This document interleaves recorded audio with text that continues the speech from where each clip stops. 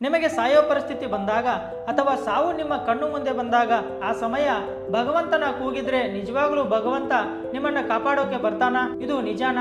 ಒಂದು ಕತೆ ಕೇಳಿ. ಪ್ರಾಚೀನ ಸಮಯದಲ್ಲಿ ದ್ರವಿಡ ದೇಶದ ಒಬ್ಬ ರಾಜ ಇದ್ದ. ರಾಜ ಇಂದ್ರದ್ಯುಮ್ನ. ಅವನು ಪರಮ ಪರಾಕ್ರಮಿ, ಅಜಯನಾಗಿದ್ದ. ಅವನು ಭಗವಂತನ ದೊಡ್ಡ ಭಕ್ತನಾಗಿದ್ದ. ಅವನಿಗೆ ಭಕ್ತಿಲಿ ಯಾವ ತರ ಆನಂದ ಸಿಗ್ತಾ ಇತ್ತು ಅಂದ್ರೆ ಅದಕ್ಕೋಸ್ಕರ ಅವನು ತನ್ನ ಎಲ್ಲ ರಾಜ್ಯ ತ್ಯಾಗ ಮಾಡಿ ಕಾಡಿಗೆ ಹೋಗಿ ತಪಸ್ಸು ಮಾಡೋಕೆ ಶುರು ಮಾಡ್ತಾನೆ. ರಾಜನಿಗೆ ತನ್ನ ಭಕ್ತಿಯ ಮೇಲೆ ಗರ್ವ ಬಂದಿತ್ತು. ಒಂದು ದಿನ ಋಷಿ ಅಗಸ್ತ್ಯ ರಾಜನ ಆಶ್ರಮಕ್ಕೆ ಬರ್ತಾರೆ. ಮಹರ್ಷಿ ರಾಜನ ಕೇಳ್ತಾರೆ, ಹೇ ಯೋಗಿ, ನಿಮ್ಮ ಗುರು ಯಾರು? ಗರ್ವದಿಂದ ರಾಜ ಪ್ರಶ್ನೆಗೆ ಉತ್ತರನೂ ಕೊಡಲಿಲ್ಲ. ಅವರಿಗೆ ನಮಸ್ಕಾರ ಕೂಡ ಮಾಡಲಿಲ್ಲ. ತಪಸ್ವಿ ಮಹರ್ಷಿ ಅಂತರ್ಜ್ಞಾನಿ ಇದ್ರು. ಅವರು ರಾಜನಿಗೆ ಹೇಳ್ತಾರೆ, ರಾಜ, ಪ್ರಜೆಗಳ ರಕ್ಷಣೆ ಮಾಡೋದು ನಿನ್ನ ಪರಮ ಕರ್ತವ್ಯ, ನಿನ್ನ ಧರ್ಮ.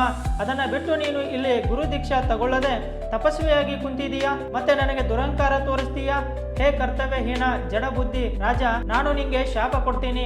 ನೀನು ಮುಂದಿನ ಜನ್ಮದಲ್ಲಿ ಆನೆಯಾಗಿ ಹುಟ್ಟುತ್ತೀಯಾ. ಮತ್ತೆ ಹಾಗೆ ಆಯ್ತು ಕೂಡ. ತ್ರಿಕೂಟ ಪರ್ವತದ ಹತ್ರ ರಾಜ ಗಜೇಂದ್ರನ ರೂಪದಲ್ಲಿ ಕಾಡಲ್ಲಿ ಇರ್ತಾ ಇದ್ದ. ಒಂದು ದಿನ ಆನೆ ತನ್ನ ಗುಂಪಿನ ಜೊತೆ ನೀರು ಕುಡಿಯೋಕೆ ಸರೋವರಕ್ಕೆ ಹೋಗುತ್ತದೆ. ನೀರು ಕುಡಿಬೇಕಾದ್ರೆ ಮೊಸಳೆ ಅದರ ಕಾಲು ಹಿಡ್ಕೊಳ್ಳುತ್ತದೆ. ಆನೆ ತನ್ನ ಎಲ್ಲ ಶಕ್ತಿ ಹಾಕಿದ್ರು ಆ ಮೊಸಳೆಯಿಂದ ಬಿಡಿಸಿಕೊಳ್ಳೋಕಾಗಲಿಲ್ಲ. ಕೊನೆಗೆ ಗಜೇಂದ್ರ ಬಹಳ ಕಳವಳಗೊಂಡು ಅವನಿಗೆ ಗೊತ್ತಾಯ್ತು, ಇನ್ನು ನನ್ನ ಸಾವು ಖಚಿತ ಅಂತ.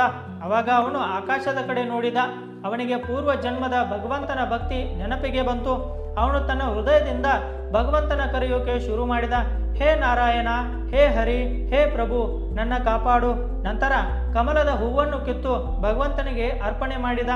ಭಗವಂತ ಅಷ್ಟರಲ್ಲೇ ಭಗವಂತ ಗರುಡನ ಮೇಲೆ ಬಂದು ತನ್ನ ಸುದರ್ಶನ ಚಕ್ರದಿಂದ ಮೊಸಳೆಗೆ ಮುಕ್ತಿ ಕೊಟ್ಟು ಗಜೇಂದ್ರನನ್ನ ವೈಕುಂಠಕ್ಕೆ ಕರ್ಕೊಂಡು ಹೋದ್ರು. ಅದಕ್ಕೆ ನೀವು ಭಗವಂತನ ಮೇಲೆ ಸ್ವಲ್ಪ ಭರವಸೆ ಇಟ್ಟು ಅವರನ್ನ ಕೂಗಿದ್ರೆ ಅವಶ್ಯ ಭಗವಂತ ಬರ್ತಾನೆ.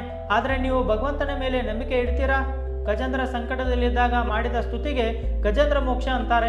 ಒಂದು ವೇಳೆ ನಿಮಗೆ ಜಾಸ್ತಿ ಹೆದರಿಕೆಯಾದ್ರೆ, ಭವಿಷ್ಯದ ಚಿಂತೆಯಾದ್ರೆ ನಿಯಮ ಮಾಡಿ 11 ದಿನ ಅಥವಾ 21 ದಿನದ ತನಕ ಬ್ರಹ್ಮ ಮುಹೂರ್ತದಲ್ಲಿ ಎದ್ದು ಗಜೇಂದ್ರ ಮೋಕ್ಷ ಪಾಠ ಮಾಡಿ. ಇದರಿಂದ ನಿಮ್ಮ ಭಯದಿಂದ ಮುಕ್ತಿ ಸಿಗುತ್ತೆ, ನಿಮ್ಮ ಮನಸ್ಸು ಶಾಂತವಾಗುತ್ತೆ, ಮತ್ತೆ ಅಸಂಭವ ಪರಿಸ್ಥಿತಿಯಲ್ಲಿ ಭಗವಂತ ನಿಮ್ಮನ್ನ ಕಾಪಾಡ್ತಾನೆ. ಗಜೇಂದ್ರ ಮೋಕ್ಷ ಪಾಠ ಬೇಕಾದ್ರೆ ಕಾಮೆಂಟ್ ಮಾಡಿ, ಗಜೇಂದ್ರ ಮೋಕ್ಷ ಸೆಂಡ್ ಮಾಡ್ತೀನಿ. ರಾಧೆ ರಾಧೆ.